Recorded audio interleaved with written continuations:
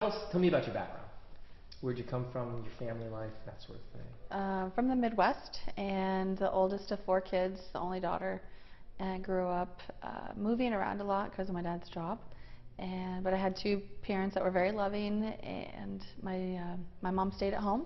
She was an at-home mom. So just, a normal kid, lots of adventures, and played outside a lot. Just, pretty normal. So you're 15 or 14 approximately. You're living in suburban Michigan. Hmm. What was that like? Sort of a normal time in your life, and take me through your first contact with this person. Okay. It was different moving to this new place because it was just getting harder to make friends, and I was frustrated because I'd always have to leave my friends, then try and make new ones and fit in. So I wasn't real happy about this move, and the school was a lot different. It was just full of different groups of kids that I hadn't been around before, but I liked it. And I finally got a group of girls to accept me into it. And this one guy, I just kept noticing him. Like every time I turned around, he was around, and he was really cute, and he was just different than the normal boys that I had liked. But my parents were really strict and said you can't date till you're 16, and they didn't want boys calling the house. So basically, that he was off limits. I guess but you were a girl. You're 15 and you Yeah. like this guy. Yeah. What happened? After about 6 months, it took that long for him to, I guess, wear me down. He would always give me compliments, and what 15-year-old girl doesn't love that, or especially from a cute guy. Just say I looked pretty, and do you need any help with your homework, things like that. And so about 6 months later, he asked me if I wanted to ride home from school one day. And none of my friends were around, nobody was there. So I jumped at the chance. I thought, that's safe enough, it's not a date, my parents won't get mad. And I really honestly believed that he was going to take me home, but he didn't. What happened? He took me to his house and said, "Oh, I just have to grab something. I forgot." And I had a weird feeling. It just didn't feel right, but I ignored it because I was 15 and I just wanted to spend some time with him. And I just believed everybody was a good person. And so he took me to his house and asked me if I wanted to come in. And I initially said no, but he convinced me and said he liked me. And once I got inside, everything changed. He offered me a soda that was laced with something, and I got drugged and then raped. Surprisingly, he even took me home right after that. So did you know that you had gotten raped at that point? Yes. No. Oh, yeah. Okay, so Yeah. were you unconscious? This is just I'm trying to. I was dizzy and really like loopy, like really out of it. But you knew that he's forced himself Yep. on you sexually. Yeah, exactly. Okay. So what happened after that? You go home, and Yeah. do you tell your family? Or? No, I didn't tell my parents. And I wonder even today, like how many girls, if that happened, and they were in high school, if they would rush up and tell their parents. It's different today where we have a lot of education on date rape and things like that. And back then you didn't even prosecute for that. And so I didn't say anything to my mom. I remember feeling horrible. Yeah, I was a mess. But I didn't want her to be disappointed in me. I mean, we were Irish Catholic, and I didn't want her to see me different. I just didn't want anybody to know. I just thought I'll just deal with this on my own. But then things took a turn for the worse there. I guess that there's. Yeah. Tell me what happened then. I ended up going back to school a few days later, and he came up to me with an envelope full of pictures and said, "You have to earn these back or else. We're going to show them to your dad, his boss at work." I mean, and in 1980, my dad made $100,000 a year. So I was pretty concerned that he'd get fired. He said, "We'll show them around school." And it was hard enough to make friends at that point. And then he said, "We'll show them to the priest where you're really involved at church." So for my 15-year-old mind, I thought, I have to do this. Like, I have to do. But I had no idea it was anything sexual. So you thought earn them back. What were you thinking? Work in their family stores that they owned, or do their homework, or clean their car. I had no idea, but it never would have crossed my mind anything that they had in store for me. How did it get started? They called my house. I had a private phone in my room, and I remember it was like midnight and it ringing. I thought, who in the world is calling me at midnight? And I answered it, and it was him.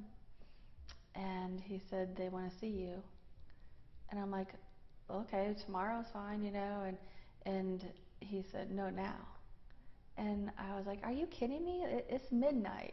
My family's home, got school in the morning. And he said, this is not an option. You need to come now. He's like, I'll meet you at this certain street. And I was just like, I couldn't believe it. I was in shock. And so for some reason, I went and I snuck out and met his car and went to their home, the same house where he had taken me before. But this time he didn't take me to his room. He took me downstairs to a men-only area. And I met the other traffickers at that time, who were the ones I went to school with. And they proceeded to tell me the terms of the deal. What'd they tell you? That you will do whatever we say, whenever we say, and then we'll give you back the pictures. If you tell anybody, you're dead. We'll kill your brothers if you go to anybody, and you can't stop, otherwise until you've earned them back. Otherwise, there's huge penalties. So was that first evening?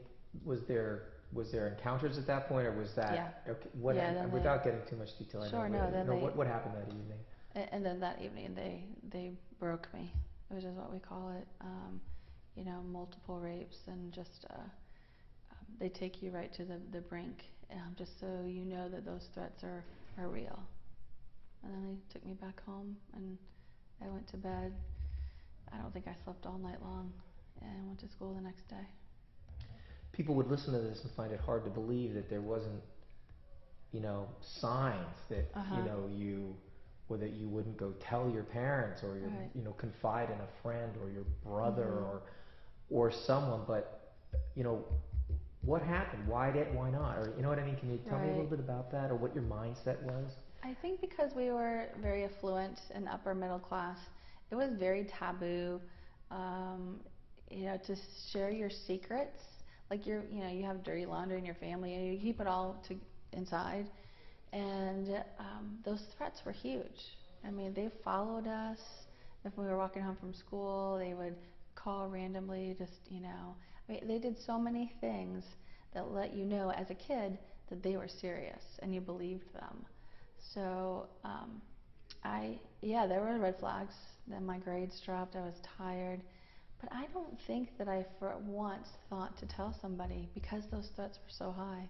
But I wished inside that somebody would notice, the little red flags I was giving off, and nobody did. Nobody came to me to say, are you okay, Teresa? Yeah, they didn't. And even if they had, I would have lied because I needed to. But I still was dreaming inside that somebody would take me away from that. So this goes on for a period of time. Can you talk about, generally what took place during that period of time? Meeting them several nights a week, usually in my pajamas and barefooted, and being driven to different houses, very affluent houses all around the Detroit area. It was never less than 3 men a night, probably an average of 6, and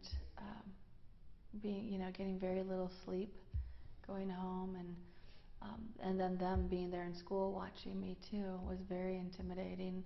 So they were always around. So for several years, just it would get worse and worse and worse.